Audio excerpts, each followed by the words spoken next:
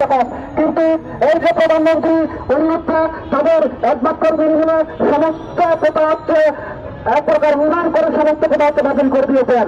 এই যে আমরা জানি আমরা আজকের এখানে সারা দেশ দিয়েছি কোটা সংস্কার আন্দোলনের জন্য যারা হচ্ছে আন্দোলন করতেছে সেটা শিক্ষার্থী বন্ধুদের আমাদের পক্ষ থেকে আমি স্বাগত জানাই। কিন্তু এর মধ্যে দিয়ে আমাদের ওনাদেরকে ওনাদের দাবি আমি স্বাগত জানাচ্ছি এই কারণে যে সারা দেশের যে সমস্ত পাবলিক বিশ্ববিদ্যালয় থেকে শুরু করে যারা যেখানে হচ্ছে আন্দোলন সংগঠিত হচ্ছে ওনাদের দাবি রয়েছে কিন্তু যে আরো বরিশাল জাতিগোষ্ঠীর জন্য তারা হচ্ছে আমাদের কথা বলতেছেন কিন্তু আমরা মনে করি শুধুমাত্র সেই কথা যাতে ন্যূনতম শুধুমাত্র নামমাত্র যাতে সে কথা হচ্ছে সংবিধানে আবার নতুন করে পুনর্বহাল করানো হয়।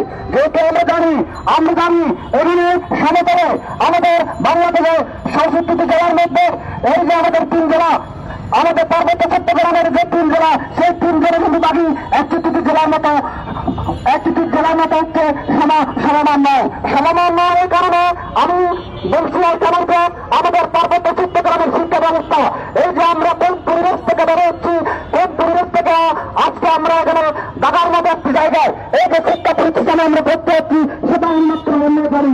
আজকে আপনারা বিভিন্ন সময় আপনারা যখন যারা হচ্ছে সাজেকের নীলগিরি ঘুরতে যান আপনারা যখন সাজেক পর্যটন যখন ঘুরতে যান আপনারা আমি তেমন মিথ্যা বলছি কিনা সেটা হচ্ছে আপনারা হচ্ছে বিবেচনায় রাখবেন।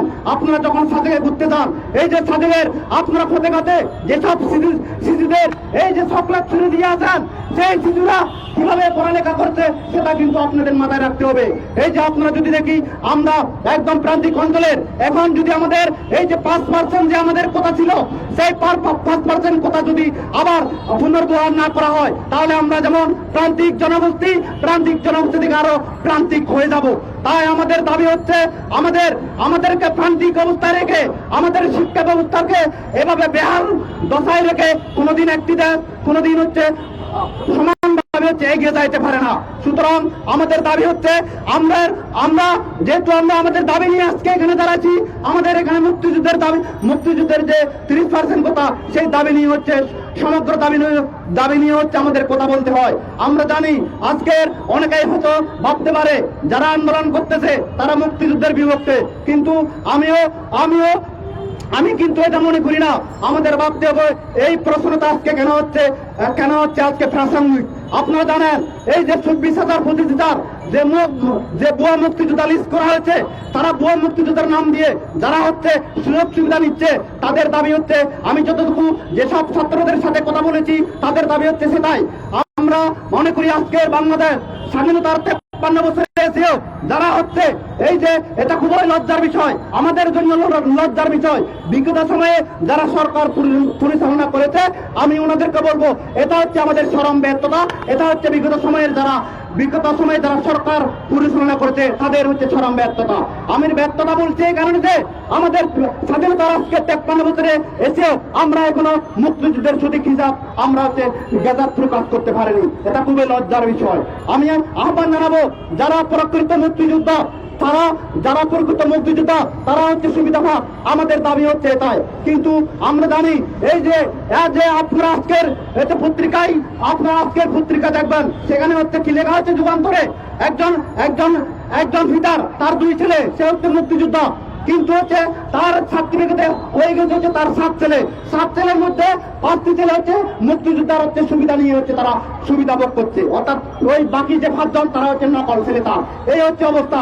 আমরা বিগত সময়ে দেখেছি আজকে এখানে যারা মিডিয়া বাইরে যারা আছেন আপনাদের মিডিয়ার কল্যাণে এটা কিন্তু আমরা জানি আবার প্রাপ্ত মুক্তিযোদ্ধা পর্যন্ত এখন দেখতে পাওয়া যায়।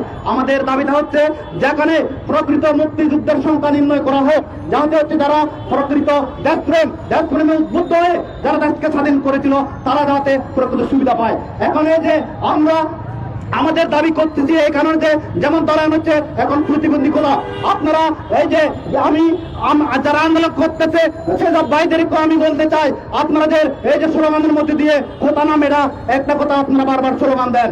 আমি আমাদের প্লেকার্ড গুলোতে স্পষ্ট ভাষায় আমরা বলেছি যারা কথাদারি তারা কিন্তু মেধাবী না এমন কিন্তু না। আপনারা সবাই জানেন এই যে যখন প্রিলিতে পরীক্ষা দেওয়া হয়, প্রিলি, তারপর হচ্ছে লিখিত, তারপর ভাইভা, এর তিনটা ধাপ অতিক্রম করার পর তারপর হচ্ছে মেধার হচ্ছে গণনা করা হয় এই বিষয়গুলো। এমন না যে আমরা যারা মেধাবী আমরা যারা হচ্ছে কোটাধারী, এমন না যে আমরা মেধাবী, এমন না যে আমরা হচ্ছে মেধাবী না।